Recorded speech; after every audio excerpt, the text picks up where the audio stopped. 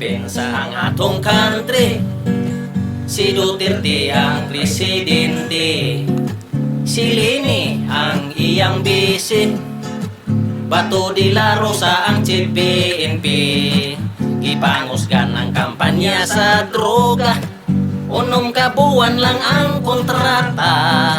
Daghang drug lord karon hadlok na, ang uban wa patoo maong nangatumba. General Talinyo ang among arde, gikan kini sa PNP. Mi order dayon sa mga hebe, o plantok hang pangusgan gayot kini sa kampanya sa illegal nga droga. Double barrel kon magmagahi pa, maong tago na mo dorogista kayang kabaguhan.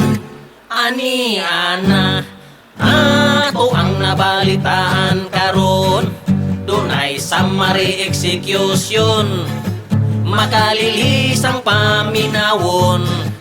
Tungod sa droga init yun karon sa tukhang nga atong programa. Daghang drug lord ang nisurrender na, ug ang uban nagmagahi pa. Unya na nukol maong na disgrasya. Ay, si Duterte ang presidente. Ay,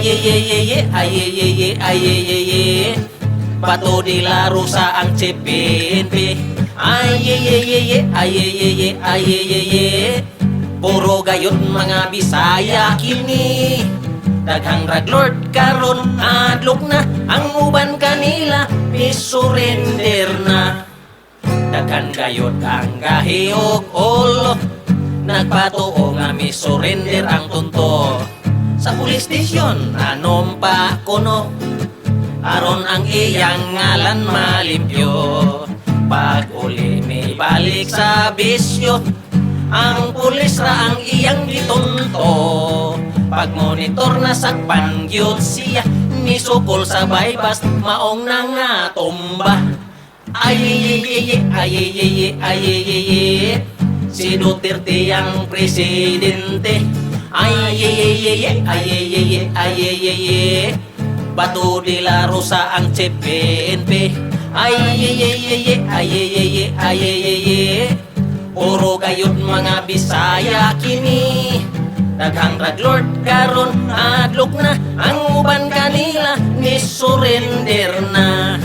According to our presidente, Philippines must be a drug-free country.